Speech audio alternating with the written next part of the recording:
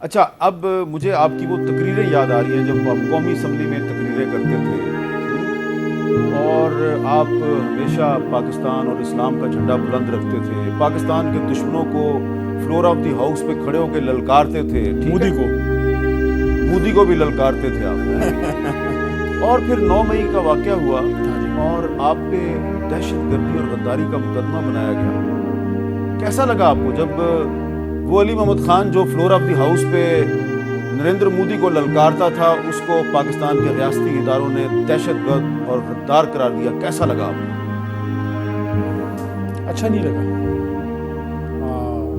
کیونکہ مجھے یاد ہے 1995 میں when I was a student of BSc Computers، میں بیسیکلی سائنس کا اسٹوڈنٹ رہا ہوں، وکالت بڑے بعد میں کی.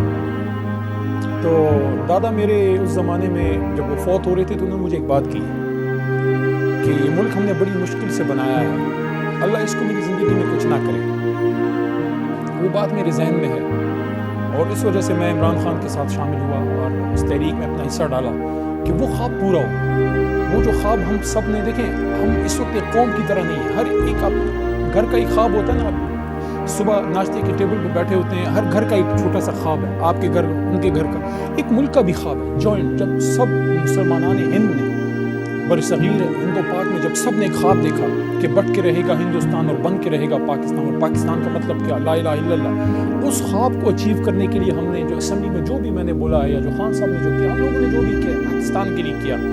تو مجھے یہ میں ایکسپیکٹ کر رہا تھا کہ ٹھیک ہے پولیٹیکل 3MPO وغیرہ یہ ساری کیسز، لیکن جب یہ مجھے پتہ لگا کہ آپ پہ دہشت گردی اور غداری کا ہے تو مجھے دکھ اس لیے ہوا کہ اگر علی محمد غدار ہے تو پھر محب وطن کون ہے؟ لیکن بہرحال اللہ نے کرم کیا، عدالت میں پیش ہوئے، میرے وکلاء نے بات کی، مجھے موقع ملا، میں نے بھی چند باتیں کی اور اپنے کچھ دلائل سامنے رکھے اور اللہ کے کرم سے میرا کیس دہشت گردی کا ختم ہوا اور مجھے عدالت سے بیل نہیں، میرا کیس ختم ہو گیا 9 مئی کی. لیکن کیس تو ختم ہو گیا، جو ادھر چوٹ لگی ہے اس کو وقت لگے گا، کیونکہ اگر آپ محب وطن لوگوں کو غدار کہیں گے تو پھر مجھے نہیں پتا آپ غدار کو پھر کیا کہیں گے.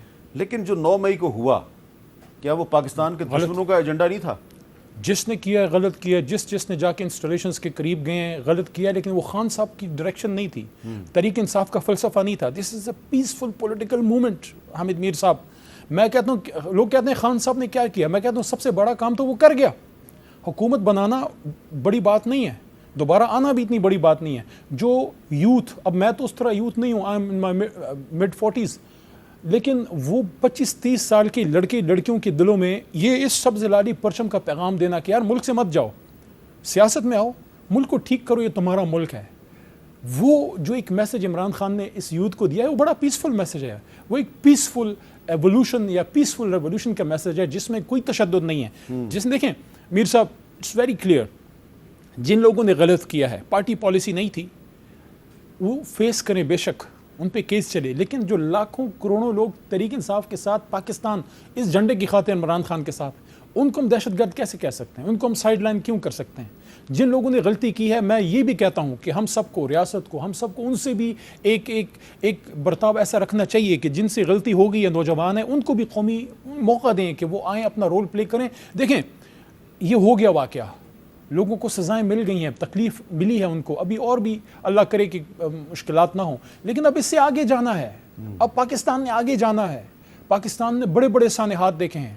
پاکستان نے قائد اعظم محمد علی جناح صاحب سے لے کے جب ان کی ایمبولینس بریک ڈاؤن ہوئی، اس سے لے کے پھر اب 71 کا سانحہ، پھر بھٹو صاحب کی پھانسی، پھر بے نظیر صاحبہ کی اسی لیاقت باغ میں ان کی شہادت، اور not to forget Liaquat Ali Khan صاحب کی شہادت. یہ ساری چیزیں ہم نے دیکھی، اور اس سارے سانحے میں وہ کیوں بھول جاتے ہیں جو ہمارا جو ہوا تھا، جو ٹاپ براس ہماری شہید ہو گئی تھی، پورا آپ کی آرمی کا ٹاپ براس شہید ہو گیا تھا 1987 میں، وہ واقعہ ہوا تھا 17 اگست 1988. سب کو تکلیفیں پہنچی ہیں، ان تکلیفوں سے سبق سیکھنا چاہیے، آئیں ملک کو آگے لے کے جائیں. یہ جو آپ نے ٹویٹ کی بات کی نا، اب مجھے بتائیں نا کہ یہ جو آپ ایک گرینڈ نیشنل ڈائلاگ کی بات کر رہے ہیں، میں بڑی بیٹھک کہوں گا اس کو.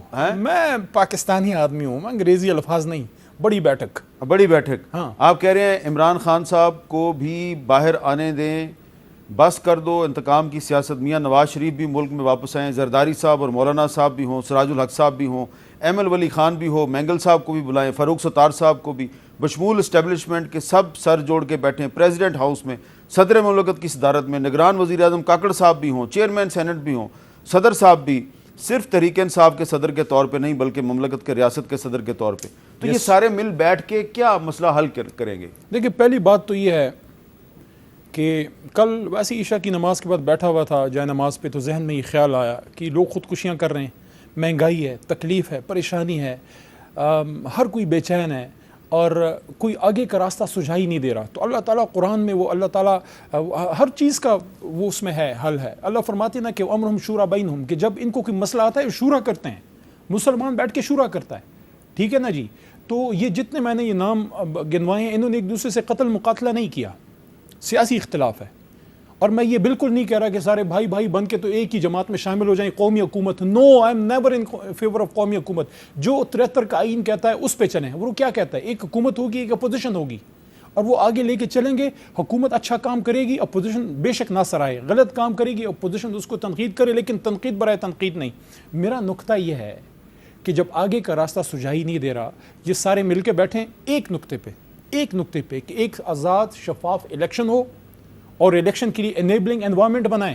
آج میرا تحریک انصاف کا ورکر جو ہے وہ 14 اگست کے لیے نکلتا ہے، اس کو پکڑ لیا جاتا ہے. وہ قرآن کی بے حرمتی کے خلاف جب ہوا تھا واقعہ، اس کے لیے جب نکلتا ہے اپنے قرآن پاک کی عظمت کے لیے، اس کو پکڑا جاتا ہے. آج میرے ملک کا وہ عمران خان دیکھیں، عمران خان از پاکستان خان، وہ سب کچھ ہو سکتا ہے. عمران خان غدار وطن نہیں ہو سکتا، عمران خان دہشت گرد نہیں ہو سکتا.